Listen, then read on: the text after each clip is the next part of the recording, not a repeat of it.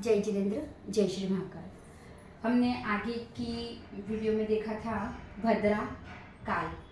अब भद्रा काल के बाद आती है हमारी रिक्ता तिथि और क्षय तिथि।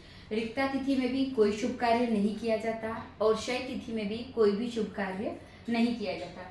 रिक्ता तिथि मैंने आगे की वीडियो में जब तिथियां बताई थी उसमें बताया था तिथियां 5 प्रकार की होती है, नंदा, भद्रा, जया, रिक्ता और पूर्णा। तो जो ये रिक्ता तिथियां आती हैं कौन कौन सी? चतुर्थी, नवमी, चतुर्दशी और अमावस्या। तो इस समय कोई भी शुभ कार्य नहीं किया जाता है। अब ये जो भद्रा है वह भद्रा काल नहीं, ये भद्रा तिथि है।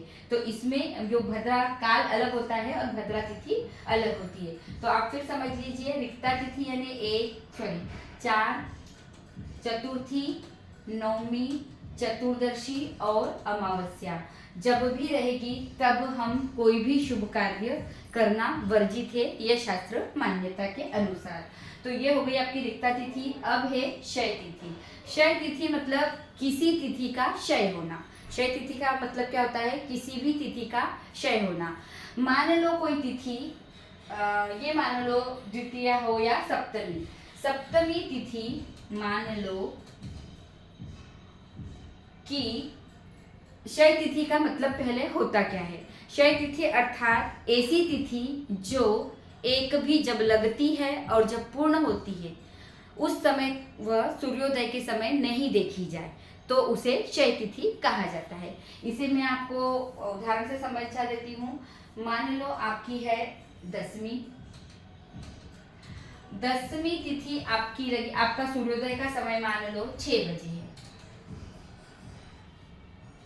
सूर्योदय का समय मान लो 6 बजे है। अब जिस दिन का देखना है उस दिन जो सूर्योदय है वो देखना है।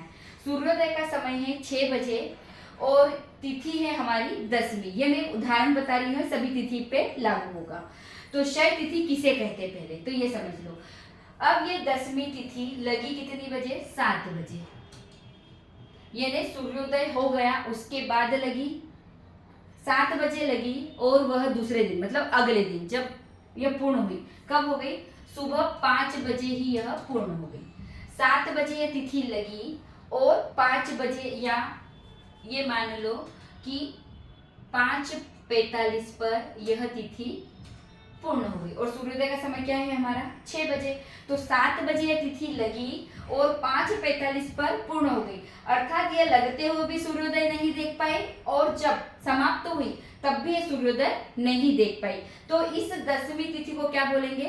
क्षय तिथि कहा जाएगा। तो जो ये दसवीं तिथि होगी उस तिथि में कोई भी शुभ कार्य नहीं किया जा सकता है। ऐसे ही सारे तिथियों का है, कोई भी तिथि यदि लगते हुए और पूर्ण होते हुए अगर सूर्योदय नहीं देखती है तो वह क्षय मानी जाती है और उसे क्षय तिथि कहा जाता है। और क्षय तिथि में भी कोई भी शुभ कार्य नहीं किया जा सकता। जय जिनेन्द्र, जय श्री महाकाल।